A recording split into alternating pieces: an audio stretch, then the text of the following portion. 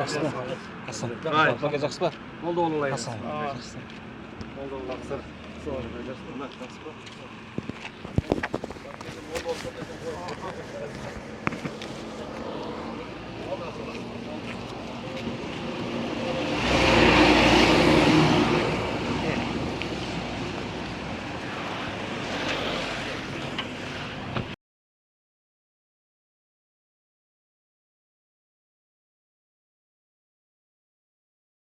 Assalamu alaikum.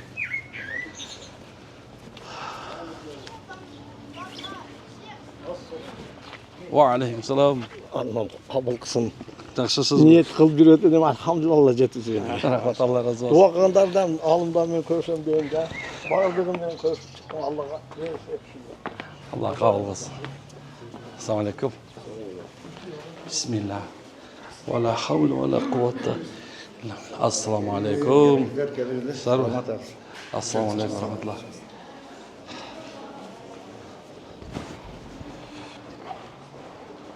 Assalamu alaikum. Assalamu alaikum. Yaxshi. Bismillahirrahmanirrahim. Assalamu alaikum ve rahmatullah. Yaşamıyormuş. Ha. Yaktasın. Assalamu alaikum ve rahmatullah. Assalamu alaikum ve rahmatullah. Tak. Avucu ekranı. Oturunuz da rahmet. Allah abdan razı olsun.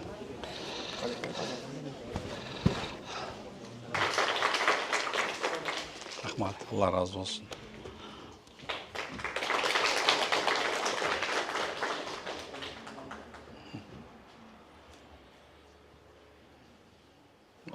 Allah razı olsun.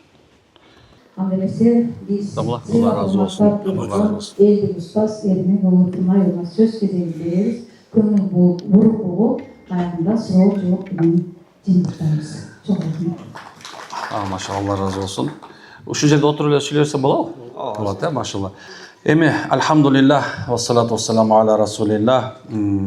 Bardıq maqta Allah'a olsun, Peygamber Muhammed Mustafa sallallahu aleyhi ve sellem'e salam salavatlar olsun. Maşallah. Allah Teala barına razı olsun. Minekey bugünkü iş-çara uyuşulup atkanı bol bizdin elin arasında özgöçö bardığımız, ötönçö mamleket başçımızdagı oşondoy эле mamlekеттик struktura толугу менен ошо dini idara бардыгы тең биригип ушул заманда аз ушул мезгилдеги көйгөйдү көтөрүп чыгып атат. Албетте биринчи уюштуруп аткандарга Аллахым разы болсун, Кудайым разы болсун. Рахмат, рахмат, рахматтан башка эч айта албайбыз. Эмне себептен? Анткени себеби албетте биринчиден өңүттө карай турган болсо Кудайдын улуу кудуреттүү Алла Тааланын буйругу аткарылып атат. Эмне себептен десе Allahu la yuhibbul musrifin. Allah Taala hakikat subhanallah мындай ысырап кылгандарды жаман көрөт, же болсо жактырбайт. Алла жакпай тургандыгын Алла өзү түшүндүрүп айтып койгон. Демек ушул ишти баштап ушул нерсе туура эмес экен, коомго, элге, негизи эле адам затына зыян экен деп чогулуп атышыбыз бул Кудай Тааланын ыраазы болуп аткан белгиси машалла. Анан эми ошонун ичинде азыр бизге dini idarада ушундай бир молдолорго деп коелу, авалки ушул сөз берилип, ушундай бир трибуна турушубуз дагы бул демек машалла бул жерде биргеликте кылышыбыз керек экен, элди сактап калышыбыз керек экен, келечекке жаркын келечек таштап кетишибиз керек экен деген чоң бир мындай бир далалат деп эсептейм машалла. Андан кийинкиси эми айта турган болсок, албетте ысыраф жөнүндө сөз абдан көп. Мен азыр айтканча эле мынакей биякта алып барып аткан эжебиз дагы ошол эмесде мынакей жалал абадтын өкүлчүлүгү мына ошондой эле урматтуу мэрибиз дагы ушул канча деңгээлде зыян экенин түшүндүрүп салды. Мен эми башка үгүттө сүйлөйүн деп чечтим, анткени бул айтылгандан кийин бул башкача болот. Ысырап. Сиз менен биз ысырап деген сөздү туура түшүнүшүбүз керек. Биринчиден бизге эмне ысырап болот? Allah Taala bizge kaysını birinci ısrap kılbağıla degen. Desek, demek en birincisi Allah Taala ant içken nesiler var. Al vakit. Anan emi uşuğa barık nesen baylasak bolot. Vakit degende bul ömür. Demek adamlar eğer de uşul vakit berilgen, har bir adamga 24 ele saat berilgen urmattularim. Элдерге түшүндүргөнгө да ушундай оңоюраак болуш үчүн силерге бир усул методология айтсам деп атам азырчы. Мына силер ар бириңер ошо эл алдында жүрөсүңөр. Бирөөңөр мусулман аялдарда, бир эркектерде мына диний жакта да болсун, балким дин болбосо дагы мамлекеттик жагында турабы? Карасак эмне экен? Бул убакыт деген бул өмүр экен. Ар бир адамга 24 саат гана берилген. Эч кимге 25 саатта берилген эмес. Жылына 365 күн бар. Демек, ошол 365 күн деген нерсе, кээ бир адамдар мисалы мен 70ке чыктым десе, ал адам ошо 70 жылдын ичинде ар жылында 365 күн өмүрүн өткөзүп койду. Демек, Алла Таала Кур'анда биринчи Икра деген негизинде сүрө түшкөн деп айтабыз. Икра оку дейт. Бирок кээ бир алдында айтат субханалла дагы экинчи сүрө, Назиат сүрөсү бар. Ошол үчүн бирок биз пайгамбарыбыз Хира өңкүрүндө турганда Икра бисми раббикаллази халак болгон айтып атканы пайгамбарга Алла Таала оку деп атат. Же окуганды билбейт, же жазганды билбейт. Эч бир эмеси жок, жана колдоосу жок. Бир гана Хира өңкүрүндө ушу муракабада окуганда Алла Таала менен ушундай бир Кудай жалгыз бар экендигин элестетип, ушуну оюнда, пикиринде, эл журтчуна пикир кылып турган мезгилде Алла Таала Икра бисми раббикаллази халак деп улам айтып аткан, окугун деп. Алындар түшүндүрөт экен. Эмнени оку десе, көрсө субханалла, алеки тегерек четиңди кара. Эмне болуп атат жашоодо? Эмне күнөө кандай болуп атат? Адамдар канча деңгээлге түшүп кетти? Ушундай асман жерди карабайсыңбы? Үгүлгү албайсыңбы? Алла Таала кийин афалаңзор илалибиле кайфа хуликат деп керек болсо төөнү дагы карап, эмнекен кара биздин кереметибизди, биздин улуулугубузду ушундан табасың деп Алла Таала пайгамбарыбызга айтып атат экен. Мында эмне белгилүү болду? Демек, машалла сиз менен биз ушул өмүрүбүздү текке кетирип атканыбызды түшүнүшүбүз керек экен. Эң биринчи адам мынакей бир болбогон эле нерсе, мындай кыргызда жакшы сөз бар, билесиңер, мындай кечирип коюңуздар. Итке темирдин эмне кереги бар дейт, туурабы? Итке темирдин эмне кереги бар дейт. Мисалга алса, субханалла, өтүп кеткен адамга дейли, ошол адам силерден келип сурады, мага 2 жылкы союп койдуңбу я деп. Мына эгерде ошол сүрө бирөө атаңар же апаңар өтүп кеткен бирөө чыгып келип, мага айтты десе кол көтөргүлө канакей. Же болсо мага 40 ылык өткөз, мага аш өткөз деп айттыбы? Анан карагыла эми. Мына бул киши мынакей Баткен областынын өкүлүнүн жардамчысы, орун басары. Же бул киши айтып атат бекен, кел, ey туугандар, эгерде 2 жылкы сойбосоңор Кудай силерди уруп кетет. Кудай силерди жок кылып салат. Жер иштеген ишиңер оңол болот. Ит болосуңар, чот болосуңар деп айттыбы? Карасаңызбы? Эки чоң нерсе. Өлгөн адамды айткан жок, динди жакшы билген адам дагы айткан жок. Демек, ортодо бул ким чайналып атат? Ошол субханалла эмнекен жанагындай бир адамдар арасында өзүнүн бир карагындай көңүлүн караган, уят болуп калбайын, эл эмне дейт, тиги эмне дейт деген адамдар азыр бычакка союлган жанагындай бир койдой болот. О чоң бир аалымдар бир өзүнчө дүйнөсүндө бир белгилүү бир аалым бар, ошондой айтат экен да. Адам өлгөндө азыркы заманда бир гана бирөө курбанчылык болот экен, бир кой экен бул. Кой жылкы уй экен. Башка эч ким субханалла сиз менен бизге мындай айтканда курбанчылык болбойт экен. Айтайын деген нерсем, демек, өлгөн адам келип сага айтпаса, тирүү болгон аалым келип сой дебесе, анда биз эмнени кылып атабыз? Демек, болгон нерсеси мынакей бир күн кечке жүрдү бир адам, мынакей эртең менен 8ден кечки 8ге чейин канча саат болот? 12 саат. 12 саат иштеди, 2000 сом таптı, туурабы? Эми ал 2000 сом табыш үчүн эмне коротту? 12 саат коротту. Демек, өмүрүңдүн 12 саатын бердиң. Эми ушул сен бир ай иштей турган болсоң, күн 2000 сом тапа турган болсоң, 60.000 сом айлыгың боло турган болсо, анда сен барып туруп 2 кой союп туруп өлгөн адамга жокуп турган болсоң, сен бир айлык өмүрүңдү бердиң да, туурабы? Демек, сен бир айлык өмүрүңдү эмнеге бердиң десе, субханалла, болбогон эле бир нерсеге бердиңиз. Эми шариаттын көз карашы кандай бул нерсеге десек, шарият муну мустахаб дейт. Кээ бир жерде арам дейт. Мисалы 3 күн арам болду. Мына 3 күнгө чейин эч нерсе сойбош керек экен. Ошол өлгөн үйдөн азыр түтүн да чыкпаш керек экен. Ал эми ошол түтүндү жактыргандар бар, билесиңерби? 5-6 аксакал бар, бир 5-6 кемпир бар да келип атат, ey, сен атаң деген ушундай, сен атаңан аяп калдыңбы? Сен апаңан аяп калдыңбы деп. Мына көчөнүн мага бир суроо берди бир бала. Мен 3 жылдык өмүрүм өттү дейт. 3 жыл Москвада жүрдүм. Мына биринчи жылы менин байкем өтүп кетти. Мен байкемдин тазиясын, 40 ылыгын ашын өткөзүп 1 жыл иштедим дейт. Bir öyle emas eкен алар. Üçөө экен, 3-1 туган иштептир. 3 жылдын ичинде 3-3 1 туганыңыз болду дейт. Ошентип биз 3 жыл бою только гана бир гана нерсеге иштедик деп айтып атат экен. Демек адамдар бул жагына келгенде туура түшүнүшүбүз керек экен. Болгон эле бир эле нерсе туура түшүнүк керек экен. Пайгамбардын заманында болгонбу бул нерсе? Жок, болгон эмес. Табииндердин заманында болгонбу? Жок, болгон эмес. Табаииндердин заманында болгонбу? Жок. Улуу 3 доор деп коет. Пайгамбар айтат, менин доорум, андан кийинкилер, анан кийинкилер. 3 доор бул мындай айтканда асыр саадат. Ушундай бир улуу бир доор, таза бир доор болгон. Мына ошол 3 доордон кийин адамдар некен кээ бир нерсе жайыбай ислам көбөйгөн, арга жакта адамдар көп, анан бул келип акырында салт санабыз менен жуурулушуп кеткен. Мына мен өзү эскилерге кирип калдым. Мына байкемде эскилерге кирип турам. Эмне үчүн мынакей өзү кээ бирлеринин турасына эскилерге киребиз. Мына элестетип көрсөңөр, мынакей мындан эле 30 жыл мурун биз кылып аткан нерсе бар беле? Жок болчу. Тура бир кой союп, bir kant koyup, bir kişineke bir nandı koyup durup, el uzatып koyup turabı. Bирок азыркы заманда biz 5 salattın türü. Ölgön adam siz менен бизден банан, анаnas, kurma сурап атабы. Gördük. Demek ушул нерсени акылга сала турган нерсе айтышыбыз керек экен. Ошол эле мезгилде субханалла. Дагы бир нерсени унутпаңыздар. Биздин жашообузда керектүү нерселерди Аллах билет бизге. Bizge emne gerek eken bilet. Bize Allah bölüp koygan haram, an adal деп эле. Boldu. Ortasında bir gümöndü nerse var. Oşondan avayla деген. Haram da belgili mi? Çoçkon eti haramdır o. Arak haram, narkotik haram, azartlı oyunlar haram. Bul büt belgili oldu. Subhanallah Allah'ta adal bulup koygan nersesi var ama belgili bolgan nerse. Ortasında gümöndü nerse var. Şubha deybiz. Ошол күмөндүү нерселердин баардыгы тең биздин жашообузга оорчулук алып келет экен.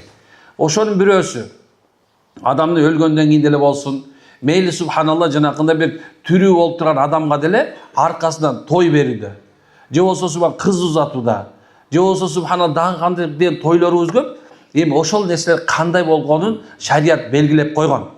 Бул жерде мен сонун бир тема көрдүм. Азыр мындай салт менен ысыраптын айырмасы дейт да. Салт бул субханалла биздин бул салт деген сөз дагы каада салт деген бул арабтын сөзү.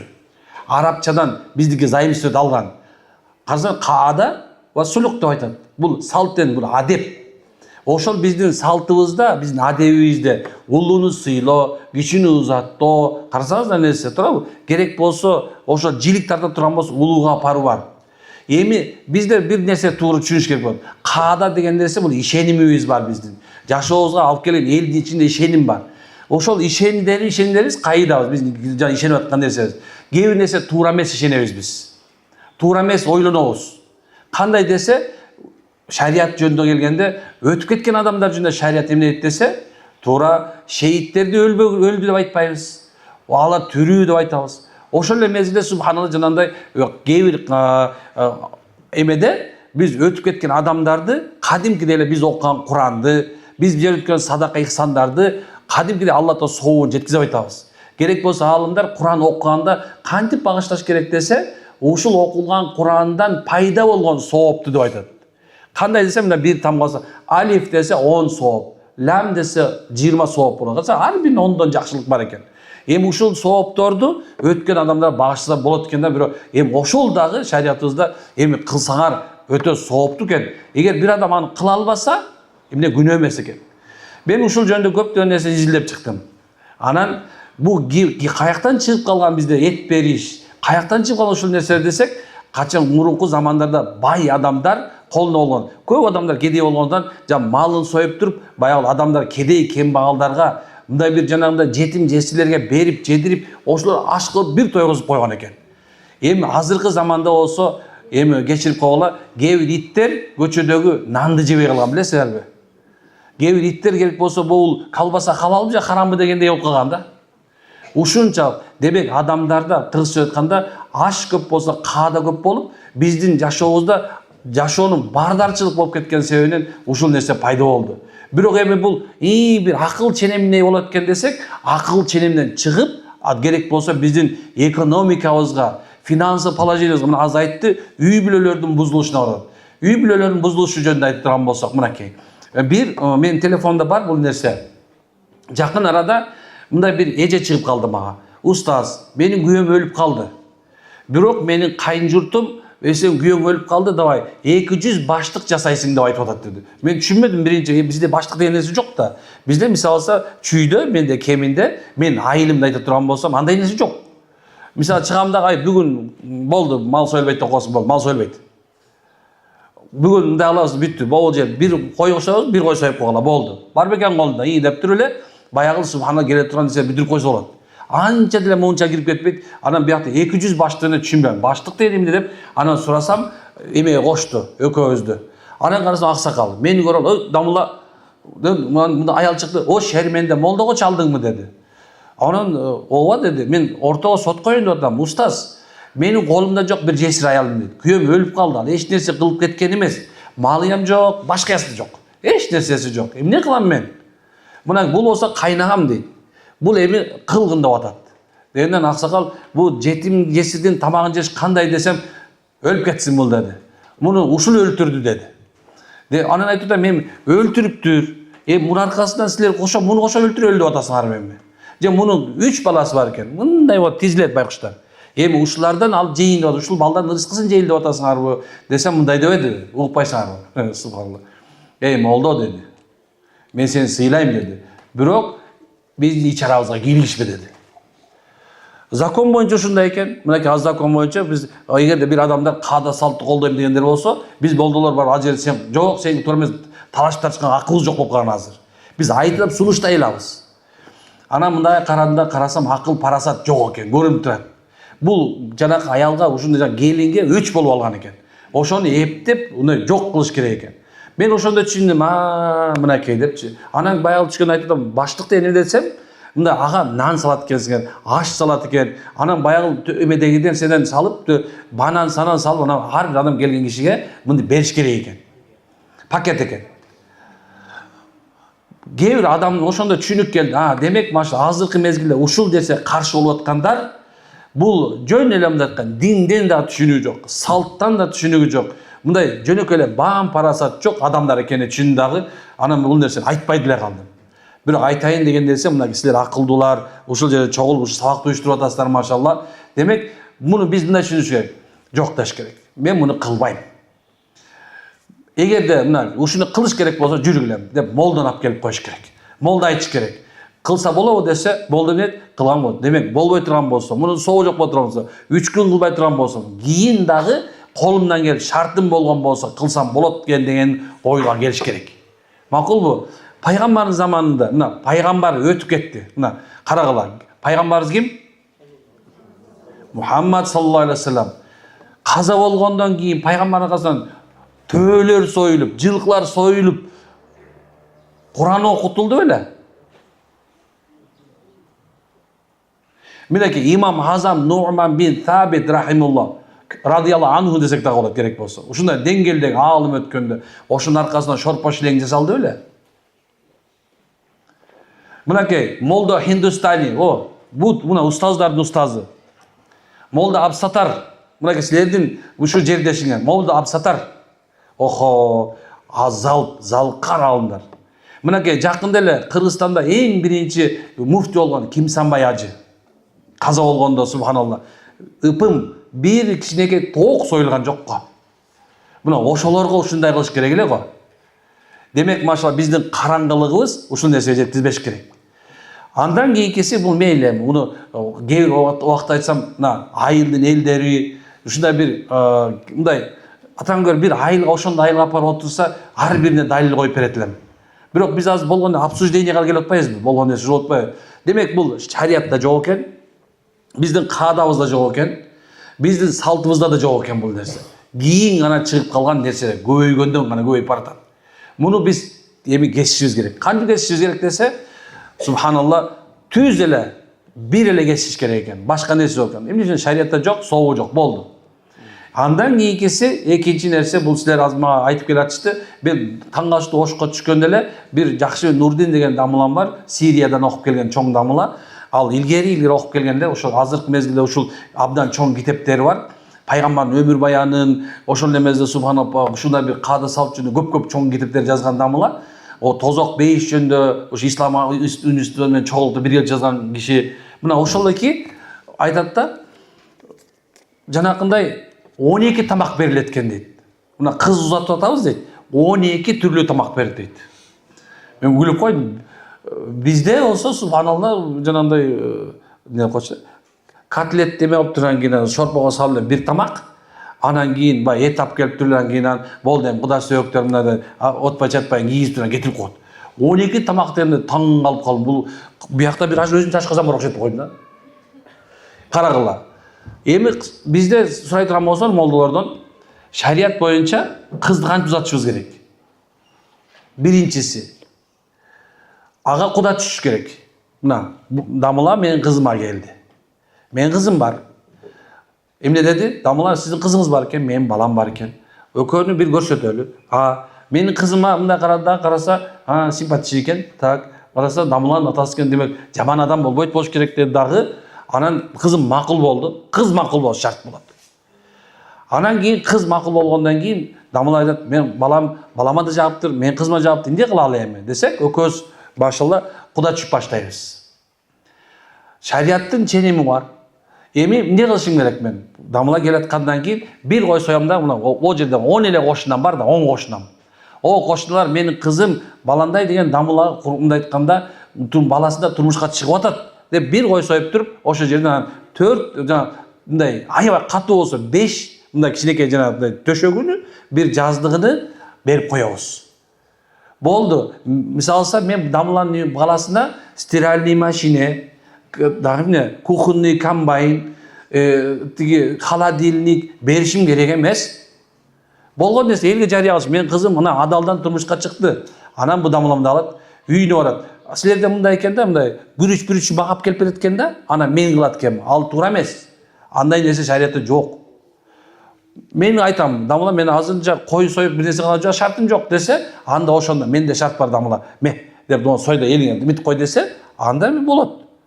Эгерде колдо шартым болсо бир кой, жоксо сойбой да койсом болот керек болсо. Болгон нерсеси мынакей менин кызым турмушка чыгып атат, эле элон кылып коюш керек. Анткени кимге кетип атканын билиш керек да. Болду. Анан Дамыла эмне кылат? Үйүнө барат дагы менин кызым деп адалдайт. Кандайча десе, мынакей мен баландайдын кызын алдым деп өзүнүн 10 чакты кошунасына бир кичинекей бир төлөө берип коет. Бүттү. Той бүттү, оми. Эч ким субханалла силерден бир жанагындай чоң бир жайга 500 кишини чогултуп алып, анан аларга тамак берди деп айтпайт. Шариятта жок, мынакей бүттү. Аллах акбар. Жеңил бекен? Эми бир нерсени угуп алсаңыздар, качан нике кымбаттаганда,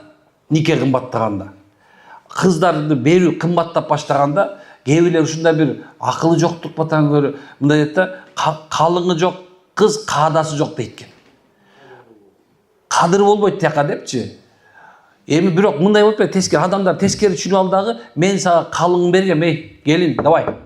Шүмшүк, сен деген кайненеңди, энең мага не то төшөк берип коюптур. Тетиги алып келген чыныңдын бир жагы кыйшык экен деген акылсыз кайненелер чыгып атпайбы биягынанчы. Көрдүкпү кандай? Биягын оңдойнсаң биягы чыгат.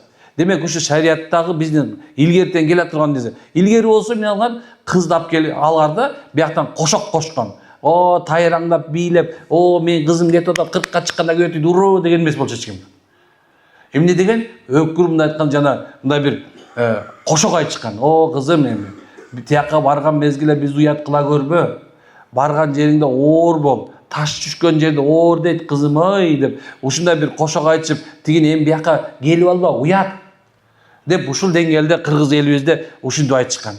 Кайнен энесине болсо акырын бияна ташын эметип, ташты бастырып коюштун бир чоң бир хикматы бар экен, мен издеп көрсөмчү.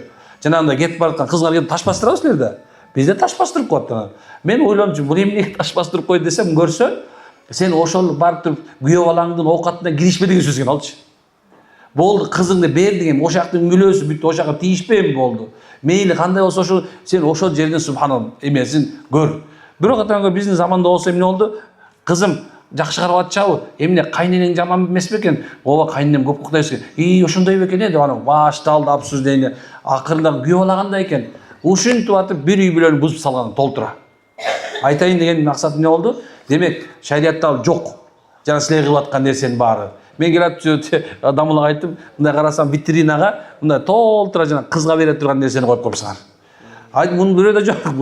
Силер реклама мощный экен да. Субханалла.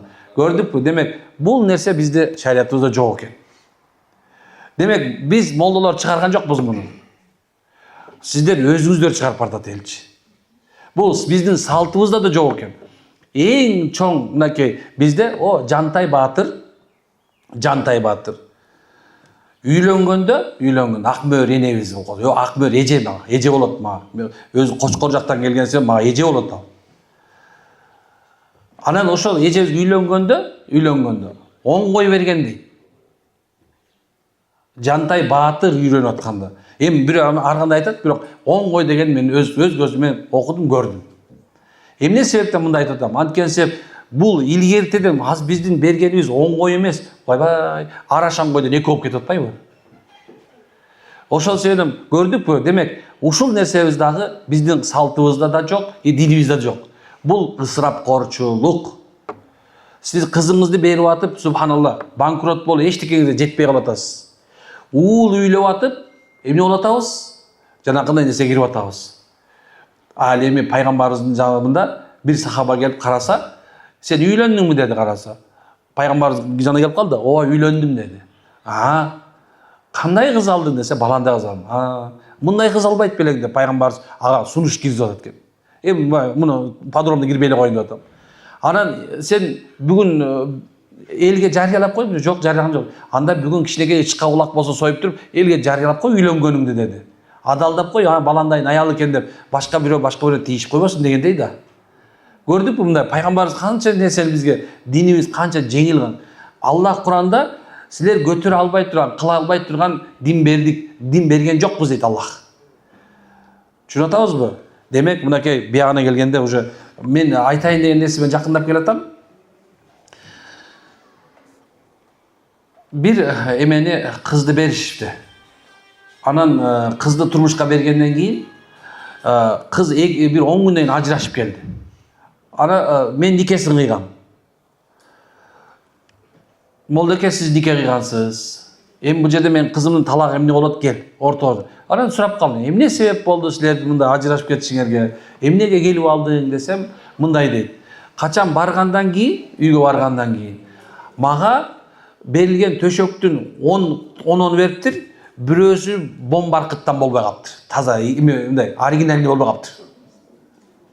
Эми ошонун себебинен келинди куалап чыгышыптыр. Карап атабызбы кандай нерсе? Эми акылга сыйбаган нерсе болуп атат. Акылга такыр сыйбайт бул нерсе. Демек, машалла, бул жагына келгенде мынакей шарият менен толук түшүндүрүп бердим. Эмне бар, эмне жок экен. Бала төрөлдү.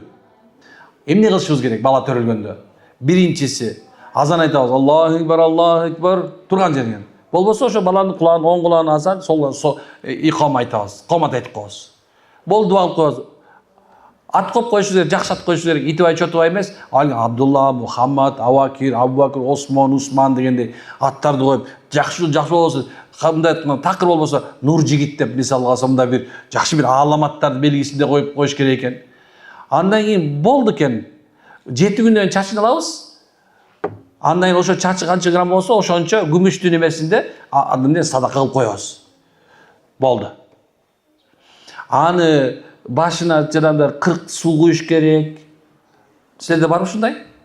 Жанагындай бала эметкен болсо үстүнө суу куюп жууганда кайненени чакырып, кыздын энесин, келин энесин чакырып, анан кийин отуруп анан өзүнчө суу куюшуп, анан тузга жууп, бизде кээ бир жерде бар ушундай. Андан кийин бешикке салган өзүнчө чоң проблема да. Аны ошондой кылып алып келип алып, анан салып, анын бир нерсесин байлап, ырым кылып, шишке белин бир эмесин жасап, жок. Шариятта жок. Мынакей. Азан айтасың, чачың кырасың, акыйка берип коесуң. Бир кой союп, кыз болсо, 2 койсо 2 коюп, союп.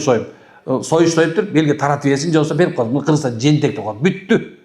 Калган жанагындай бешикке сал, анан сүннөт той кыл деген нерсе шариятка жакын жолобойт. Түшүнүп атабызбы? Бул нерсе бизге жакын жолобойт бул субханалла.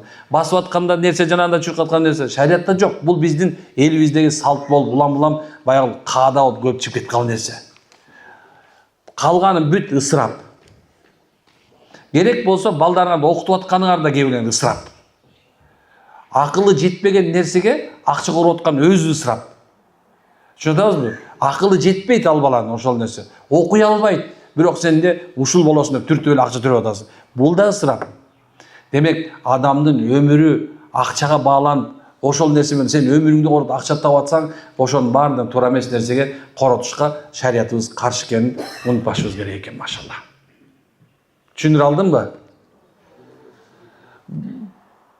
Калганча эмне деп түшүндүрөм башка эми? Ушул нерсе ушул. Эми силердин сурооңорду күтөбүз, машалла. Сурооңуздар болгон болсо бериңиздер.